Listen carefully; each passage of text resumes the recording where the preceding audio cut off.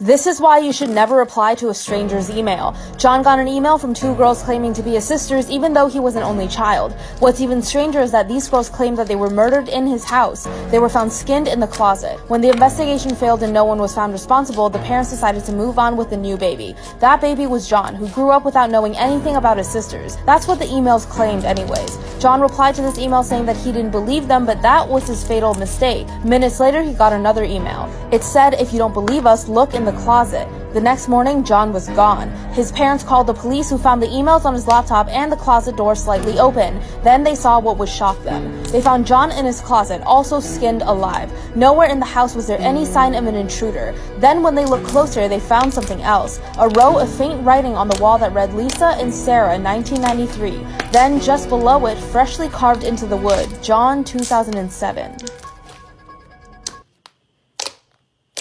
This is why you should always pay attention to details. A woman was brushing her hair when she found a little bump at the back of her head, so she called her husband to have him check it out for her. He said it looks like a button. It's small, round, hairless, and flat at the top. He joked around it with her, asking, "What do you think would happen if I pressed it?" Then he did, and the woman instantly leaned up and gave him a kiss. Then the husband kept pressing it as a joke, but something went wrong. It seemed like he pressed it all too many times, and a cool numbness spread down the woman's neck, around her arms and her legs. Her eyes automatically shut and her vision went black. A while later, the woman woke up and learned that she had fainted. The husband kept apologizing with tears in his eyes as if it was all his fault. Eventually, they both went about their lives and tried to forget about this incident, but the woman just couldn't, because afterwards, she came across a photo of her family in the living room. It was a photo of her and her husband's wedding propped up on a ceramic urn. She looked closer at the photo of her own face. She's smiling as if she's the happiest girl in the world. But there's a small scar under her left eyebrow, a scar that she now didn't have. Do you know the dark origins behind the fairy tales we all grew up hearing? In this series, I'm gonna draw each fairy tale and tell you the original scary stories they were based on. First, we have the Grimm's version of Snow White. Now, we all know how the story begins. The evil queen was jealous of Snow White's beauty, so she banished her into the woods. But the evil queen actually wanted to eat Snow White's liver and lungs with salt and pepper. The huntsman spared her and gave a boar's liver and lungs to the queen, which she eats. But the darkest part, which you might not know about, is how Snow White actually got revenge. Snow White and the prince got married and they invited the evil queen. Or should I say, tricked the evil queen into attending because they knew that she'd feel jealous enough to do it. And the evil queen actually fell for it. She arrived at Snow White and the prince's wedding only to find out that they put a pair of iron shoes into burning coals until it heated up and glowed bright red. Then they placed it in front of the evil queen and made her wear those shoes until she danced to her death. Which definitely is not the same ending that I remember growing up hearing about. So let me know which fairy tale you want me to cover next, and follow if you want to see the rest of the series. This is why not everything is as it seems. One night at around 4 a.m., Tommy woke up screaming. He dreamt of a creature that somehow got into his room. It had a short, fat body, long arms, sharp claws, and red eyes. In his dream, this creature looked directly at him as it killed all of his loved ones. How did this creature find Tommy? By mimicking the voice of Tommy's father. As it ripped Tommy's mother's heart out, it said that it had to trick him because it can't enter without his permission. Tommy woke up with chills all over his body. Luckily, he heard the voice of his mother, who he thought must have just woken up. His mother's voice came in from the hallway. "Tommy, I heard you were screaming. Are you alright? I got you a glass of water. Do you want it?" Tommy, without thinking much, replied, "Sure, come in." And as those words left his mouth, he finally took in his surroundings and remembered he had just started college, which meant he moved out of his mother's house 3 weeks ago.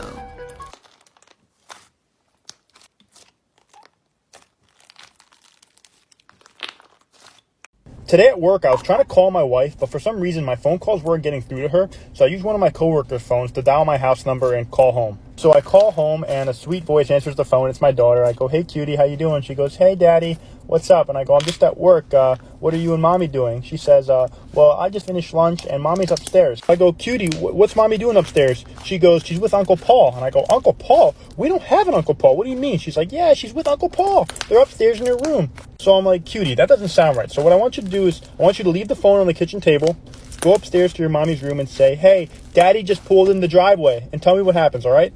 Did it, and like a minute later, she comes back and picks up the phone and goes, "Okay, daddy, I did it." And I go, "Okay, what happened?" She goes, "Well, mommy came running out of her room naked, and she tripped down the stairs and bumped her head, and now she can't get up." So I was like, "What about the other guy?" And she goes, "Well, Uncle Paul tried to jump out of the window into the pool, but he missed and hit the floor. Now he won't wake up." So I was like, "We don't have a pool." Then I look at the phone number, and I was like, "Oh, sorry, wrong number." Story time of how my best friend got so weirdly obsessed with me that she even plotted to kill my boyfriend. So at the time, me and this girl, let's just call her Olivia, had only been friends for about 2 years.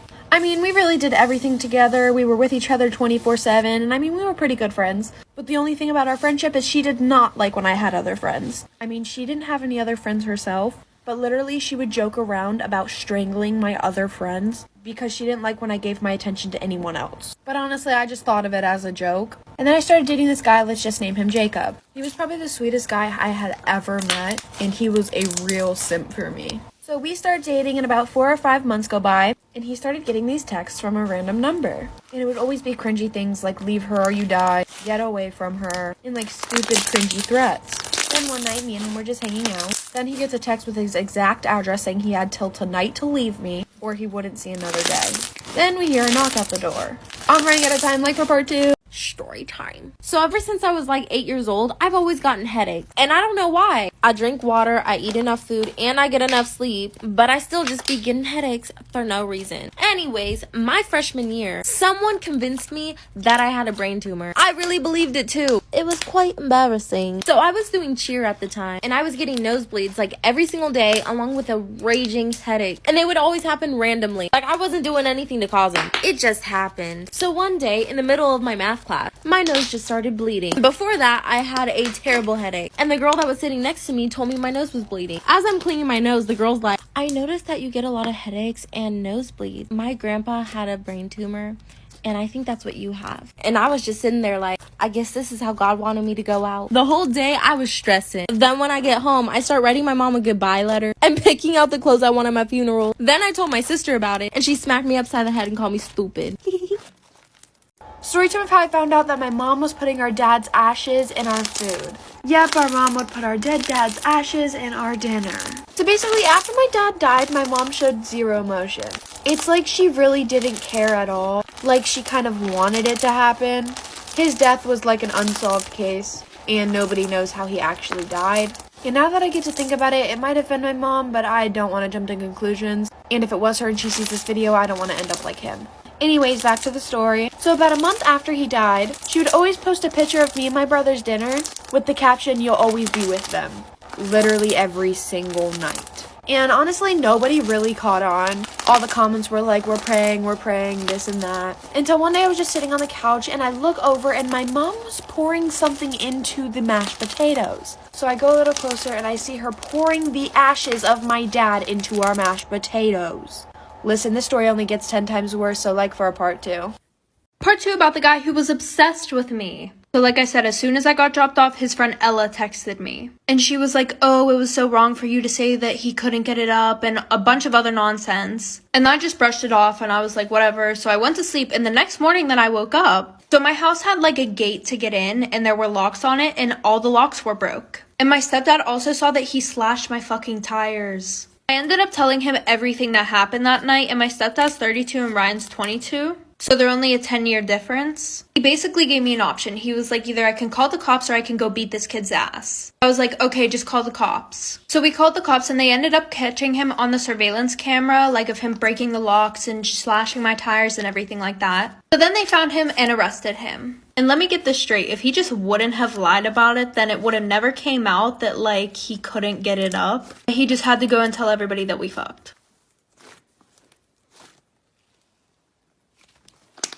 This is my strangest encounter with a nail client story. So when I first started doing nails, I didn't have a lot of clients. I decided to run a promotion where you would get $15 off your first set of nails. And I was only charging between $35 and $55 to begin with, so it was already cheap. I would only take one nail client a day just because I had school and I would take a lot of hours to do nails. A girl messaged me and had made an appointment for 4 o'clock. So I had my friends from school come over and wait with me there until the girl came just to make sure that she wasn't, a serial killer. So 4:30 comes along, she says she's running late, 5:30, 6:30, 7:30. Finally, 8 o'clock, she texts me and says that she's outside. She smelled like a mixture of BO and marijuana. I finished doing her nails around 12 o'clock at night just to find out that she didn't even text her ride to come yet and she lived an hour away. I told her it was fine and she can make herself comfortable while she waits. She proceeds to lay in my bed.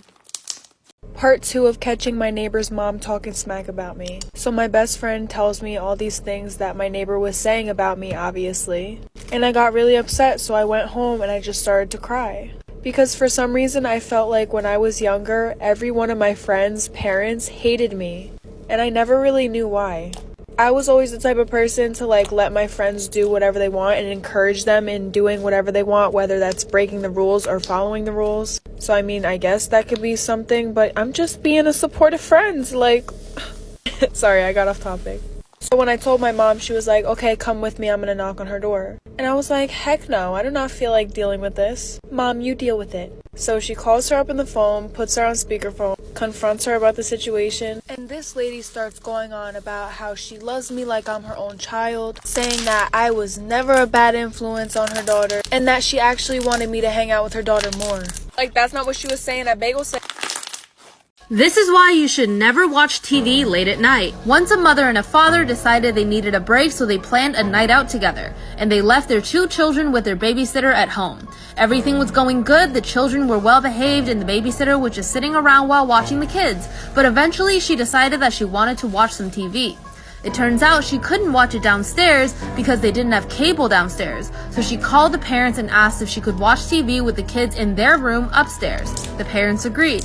They were about to hang up the phone when the babysitter had one final request. As she entered the parents' bedroom, she asked if she could cover up their large clown statue with a cloth or a blanket. She said it was making her very uncomfortable. The phone line went dead for a second.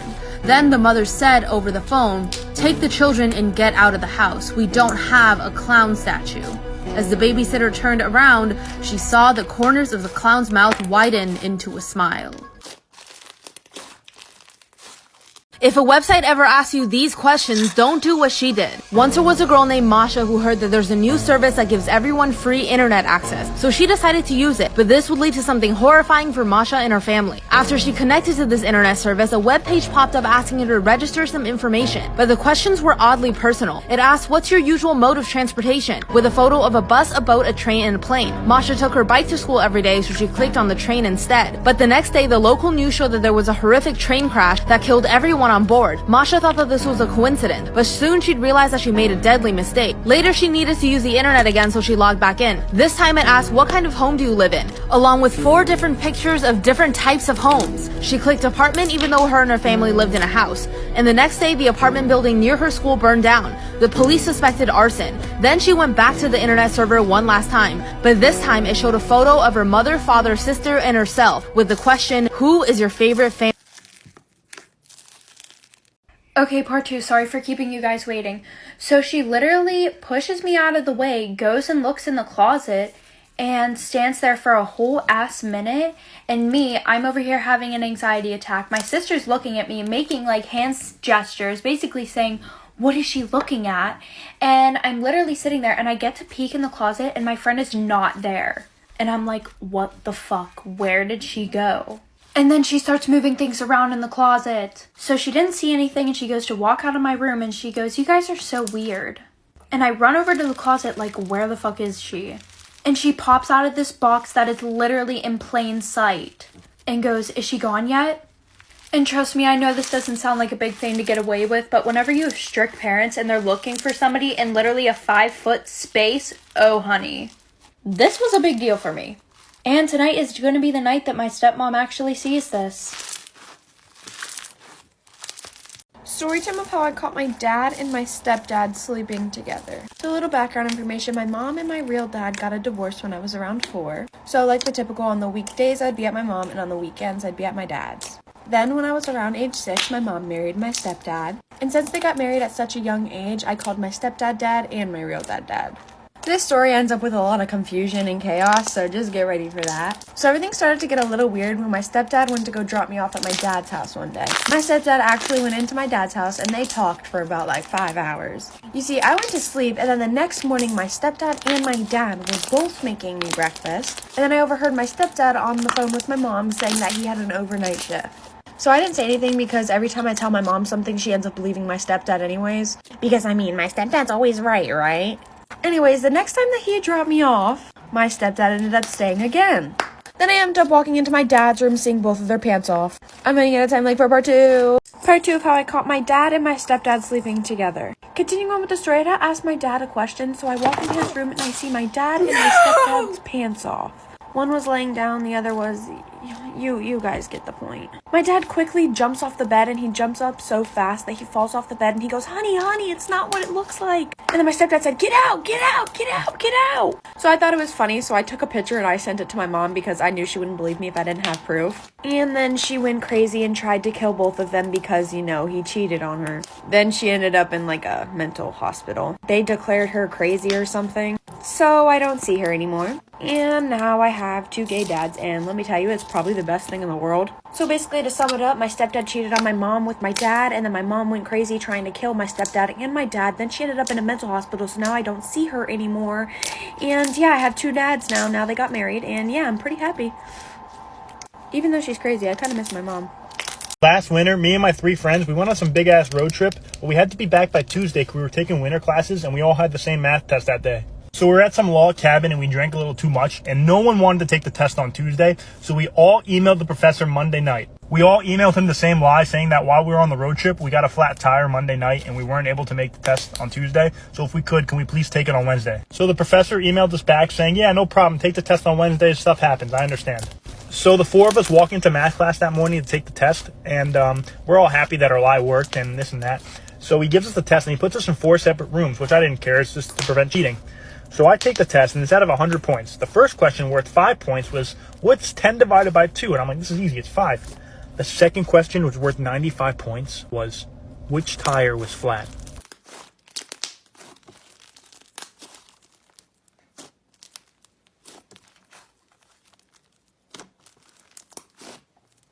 This is the reason why everybody thought I dropped out of high school. Over the 4 years of high school, I was probably in school a total of 100 times altogether.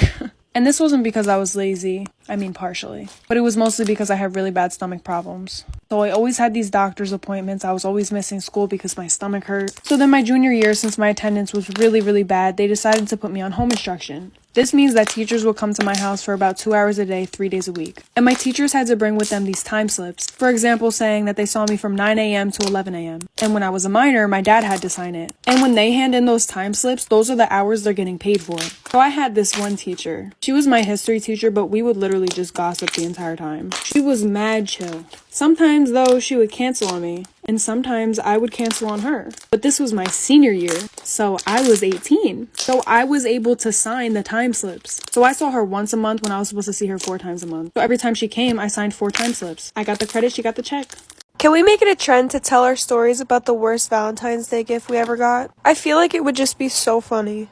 I'll tell mine first. So I was dating this boy. At the time, we were dating for a little bit over a year. And he was always bad at planning, so I was like, why don't we go to Olive Garden for Valentine's Day? So before our little date, I went to the store and I bought him a bunch of stuff. I got him a card, I got him candy, I got him shoes and a new outfit. Easily dropped my whole paycheck. So I went to his house before we got taken to Olive Garden, because at the time we didn't drive. And I give him his gift. He told me he didn't have anything for me, but I loved him so much I was like, it's fine. So we go to Olive Garden and he gets a call from his brother. His brother was really upset because he planned a surprise for his wife to go home early from work and surprise her with flowers, chocolates, and a teddy bear, and balloons. But he walked in on his best friend railing his wife. So after all that, my ex asked him to pick us up. He gets us. When my ex told him he got me nothing, his brother gave me those gifts. Storytime on how I found my daughter without even looking for her. When I was 15, I got pregnant by who I thought was the love of my life. But as soon as he found out that I was pregnant, he said he didn't want anything to do about it and that if I wanted, I could get an abortion. I'm not gonna lie, I was thinking about it. I decided to tell my mom. I was scared at first, but then I remembered my mom and I have a really, really good relationship. And she told me I had 3 options. I could have the baby, I could have an abortion, or I could have the baby and give it up for adoption. I decided to have the baby, which later on I found out it was a girl, and then give her up for adoption because I wasn't going to be able to give her the life that she deserved. And I said that maybe in the future, I would look for her, explain to her what happened, and tell her that I could be a part of her life if she wanted me to. Well, in 2015, I was able to open my own little coffee shop where I hired 3 employees. By that time, I was married and had 2 wonderful toddlers. Well, from the 3 employees that I hired, one of them was my daughter, but I didn't know it at the time. Running out of time, follow me for part Part 2 of how my whole entire online class found out that I was pregnant and one of them told my mom. So continuing with the story, I texted a couple of them back and I was like, how did you know? And they were like, we heard you sobbing in the background screaming, I'm pregnant, I'm pregnant. Then one of them goes, we heard some guy in the background screaming, just get a hanger, and you were screaming, no! Then one of them comes to tell me that the teacher had to start a brand new class because I wouldn't mute myself. So then I emailed my teacher and I told her that I was going through a really hard time and I really do apologize. And then she explained to me that everything was fine, like she understands things happen. So we were all good until like 3 days later. And my mom calls me telling me that somebody in my class had told her that I am pregnant. And I tried telling her like, no, like that is not true. That is not true whatsoever. And then she sends me a recording that somebody else sent her of me in my room bawling my eyes out screaming, I'm pregnant, I don't know what to do. So somebody in my class was a big old snitch and sent a recording of me screaming I'm pregnant to my mom. And my mom is trying to force me to get an abortion, but I don't want to. To sum it up, I'm moving in with my grandma because she's super supportive. And in 3 months, I'll be having a baby boy. This is why you should never rush to conclusions. Once there was a young couple getting married. At their wedding reception, their friends decided to play a game of hide and seek with the bride and the groom. It was decided that the groom would try to find his bride and the bride would find somewhere to hide. But hours passed and the groom had searched everywhere in the venue and couldn't find where she was hiding. He assumed that she must be having second thoughts about getting married. He got mad and stormed off. Weeks went by and he accepted that she must have gone on with her life and didn't want to contact him anymore, so he did the same. A few years later, though, the cleaning lady found something horrifying. She went into the attic of the building where the reception had taken place years ago. There she found an old trunk. She opened it and found the rotting body of the missing bride. Her face was still frozen in a scream, and inside the trunk were huge scratch marks from when she tried to get out.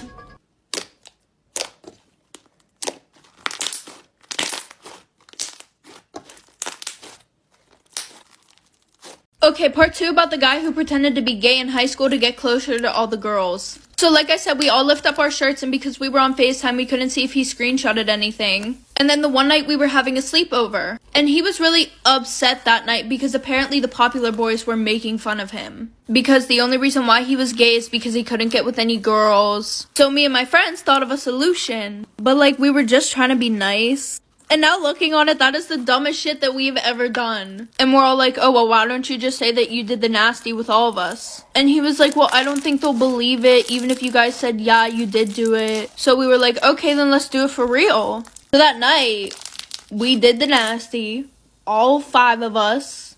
So that morning, we all wake up and he's literally gone. Like, he didn't wake us up to say goodbye, which wasn't normal. So the weekend goes past. Monday, we go to school. And in the morning, my friends and I have time to walk around and everybody's just staring at us like for part 3. Story of the time I let a stranger drive me home. Disclaimer, do not do this. So at the time, I was either 15 or 16 and I worked at a shoe store. I became really close friends with the people that I worked with and they were a little bit older than me. And Uber was definitely a thing back then, but nobody ever used it. And a lot of my friends would use taxis, but they were pretty expensive, so I was not trying to get one. My parents were out of town and my friend that was going to drive me home also worked at the mall, but she ended up going home sick, so she couldn't take me home anymore. So I start asking my coworkers if anybody would be able to take me home. But they all lived super far away from me in the opposite direction, so they all said no. The mall closed at 9:30 and we usually got out of work at 10. But I ended up sitting in the waiting area until 11 o'clock just hoping that somebody would be able to pick me up. A few security guards came up to me and asked me why am I still in the mall, and I told them I'm waiting for a ride, so they let me stay.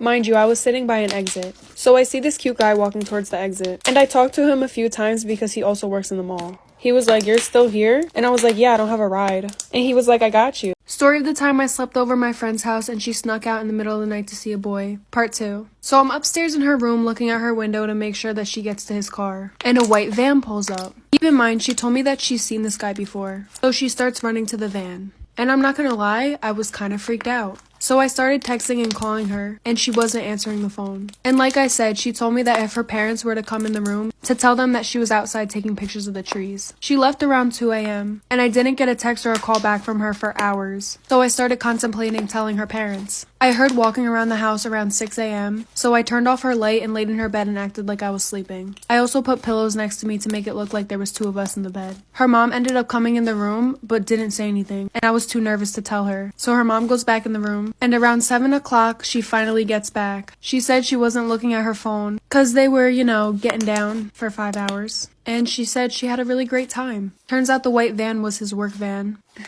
Part 2 of how I found out my childhood best friend was a ghost. The more details I told Irene about Katie, the more she looked at me like I was mental. She assured me it was just me and her in the house when my mom would drop me off. I was shocked. I went home and asked my mom about Katie, and she gave me the same confused look Irene just gave me and told me she didn't know what I was talking about. I couldn't believe it. How was I the only one who remembered her? I was starting to think I was going insane. It even crossed my mind that maybe Katie was an imaginary friend that I made up when I was little. However, I vividly remember playing with her every time I went over. I thought about it for days and I couldn't get it out of my head. The mystery kept me up at night and I even dreamt about my old childhood friend. I decided to do some research on Irene's house and my heart sank to my stomach when I realized what happened. I discovered the first person to ever own the house was a man named Patrick Wells back in 1941. I tried to find anything I could on Katie, but nothing came up. I remember Katie talking about her dad Pat when I was younger. It finally made sense how she never knew about any recent events I would bring up and why her and Irene would never communicate. I realized that I was the only one who saw Katie because she wasn't alive. I had been playing with the spirit all that time growing up.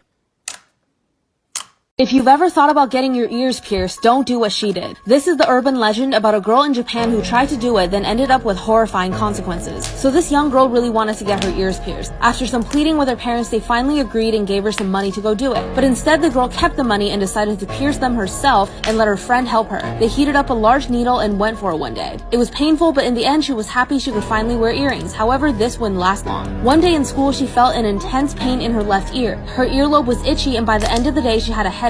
She went into the bathroom and saw her ear was very inflamed. Then she looked closer and saw a piece of white string sticking out of her new piercing. She picked and pulled at it, which only made the string longer. Now it was hanging out of her earlobe. The string seemed to be endless. The more she pulled, the longer it got. Finally fed up, she took a pair of scissors and cut the string. Suddenly, everything went black. There was a burning pain in her ears and her eyes. She began to scream. In the hospital, it was revealed that it wasn't a piece of string at all. She had pulled out a piece of her optic nerve and cut it. She would be blind for the rest of her life. My best friend's boyfriend starts DMing me on Instagram. He confesses that he had a crush on me when we were in college together, and I told him that I did too. Disclaimer, this is not my story time. From that day on, he would DM me every single day and we would just flirt back and forth. I started feeling really guilty and I told him one day I can't do this anymore. That's when he told me he also felt guilty and that the best thing was for us to stop talking, so we did. I was so sad. A few weeks passed by and my best friend asked me if she could have the apartment all to herself because she's planning a romantic dinner for him. I said yes, but I felt so jealous. I left the apartment because I realized that I was so in love with him. I went to the supermarket and ate a whole pack of Oreo cookies and went to the movies. I get a text message from my best friend asking me to come home immediately. My stomach sank and I thought she had found out. When I get there, she's crying and she says that he broke up with her. I asked if he said why, and she said because he was in love with another woman. My stomach sank again. I was there with her the entire night while she cried, knowing her boyfriend left her because of me.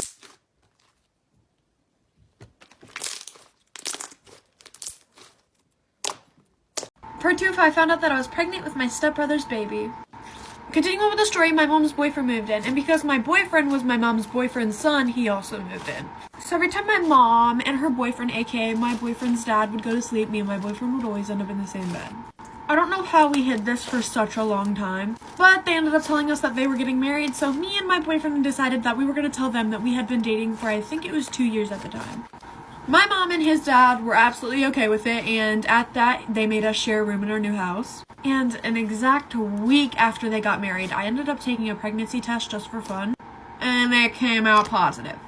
I was literally so scared, and 2 days later, my mom told me that she was pregnant. So as we speak now, I have a 2-year-old brother by my boyfriend's dad, and I have a 2-year-old baby by my stepbrother. Oh, also for another story time, I caught my stepbrother, aka my boyfriend, sleeping with my mom. Story time of how I caught my grandma and my dad sleeping together. Yes, you heard me right, my dad was sleeping with my grandma. Sadly, I had to be the one to find this out and walk in on them doing the dirty, and it was probably the most traumatizing experience I've ever had. So basically, my dad told my mom that he had to start working late to get extra money, because at the time we weren't doing so good money-wise. So basically, a couple months go by, and my mom said he started acting really weird, and then asked me to keep an eye on him and see if he's like doing anything strange. So you know me, the best daughter in the world, kept an eye on him, and I didn't find much out. Until one day, after I came home from school, I got locked out of my house because I didn't have my key, and both of my parents were so called at work. So I told my mom, and she works an hour away, so she couldn't come get me. And so I just had a friend drop me off at my grandma's house. So I tried calling my grandma, but she didn't answer, so I decided I was just gonna go anyways. I go through the back door like I always do, and I wanted to sneak up on her and give her a hug. So I try to be as quiet as I can, and I walk in the room and see my grandma and my dad butt naked on the bed. I'm running out of time, like for part 2. Has anybody else been in a really toxic relationship and never noticed it until after the fact? Because same. I thought I would give you some examples and see if anybody else could relate. So I was dating this boy. We'll call him Eugene. Eugene ended up going on a cruise with his friends. And at this point in our relationship, I never suspected that he was cheating on me. So this is really where the toxic started. He goes on his cruise, called me every single day, and then I went to his house the day he came back. He was changing his shirt and I noticed that he had a hickey on his neck. I was like, what is that? Because he was gone for over a week. Eugene says to me, yeah, I was sitting in the jacuzzi and my boy pointed it out to me. It was like, yo, what is that? And I was like, yo, I don't know. What the heck? Mia's gonna think this is a hickey. And I was like, okay. So we're watching a movie and he falls asleep. So I took that opportunity to look through his phone. And this was the first time that I ever thought to go through his phone. And I see that he has a streak with a girl. So I investigate, find her Instagram, and I DM her and I'm like, hey girl, I'm coming to you as a woman. How do you know Eugene? If you're ever driving late at night, don't do what they did. Two boys picked up a girl on the side of the road while they were on their way to a school dance. In the car, she kept saying that she was cold, so one of the boys gave her his jacket. But when the night ended and they were about to drop her off, the girl accidentally left with the jacket. So the boys said that they would just come back the next day to get it. But when they came back and knocked on her door, they discovered something that would make them question what is real and what isn't. An old woman opened the door and asked them who they were looking for. After talking to her for a while, it was revealed that the girl they found on the side of the road was her daughter. But the thing is, she had been dead for 12 years. She was killed in a car accident at the same street corner they first saw her. The old woman pointed to a cemetery down the road and said, that's where we buried her. The boys didn't believe her at first. They'd spent the whole night with this girl, so they knew that she had to be real. But they went to the cemetery and saw the boy's jacket draped over a gravestone. And on the gravestone was the girl's name and the date of her death, exactly 12 years ago to the day.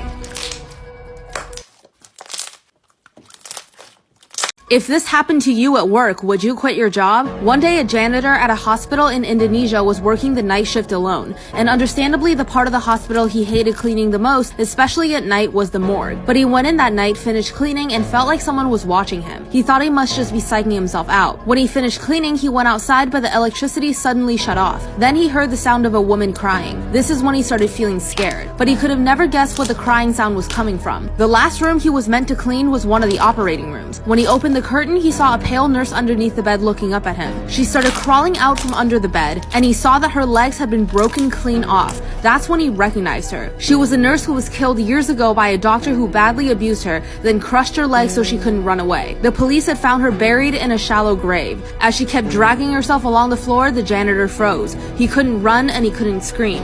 But as soon as she was out of sight, he packed up his things and quit his job the next day.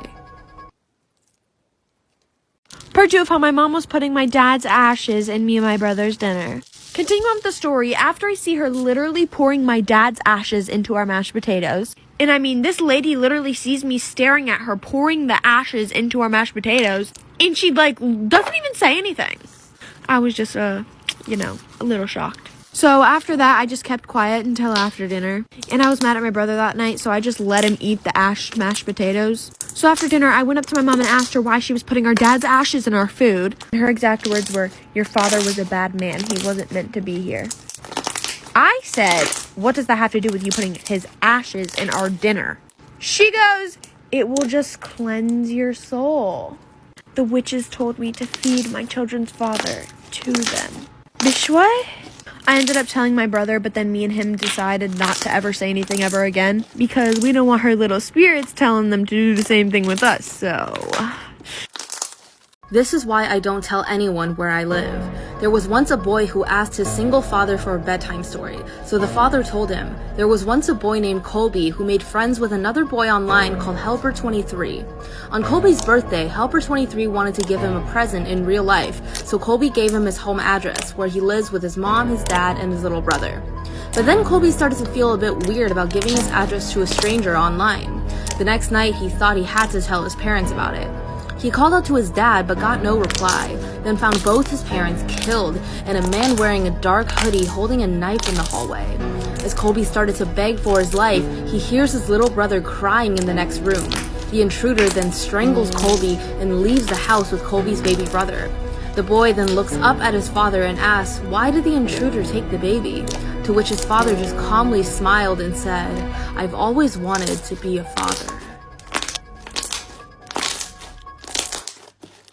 This is why you should never deliver a letter in person. Once a woman was living in Berlin after World War II. Supplies were tight, money was short, and everyone was hungry. But one day the woman was walking through a crowd when she accidentally bumped into a blind man. They started to talk. The man eventually asked her for a favor, to deliver a letter for him to an address written on the envelope. She agreed. She was about to go deliver this letter when she turned around and saw the blind man running away without his cane. She felt suspicious of this behavior, so she went to the police. The police then decided to visit the address written on the envelope to see if they could find anything. Then they made a shocking discovery. They ended up arresting 3 butchers who had been harvesting human flesh and selling it to the starving people. Then they opened up the envelope to see what was written inside, and it only said one line: "This is the last one I'm sending you today."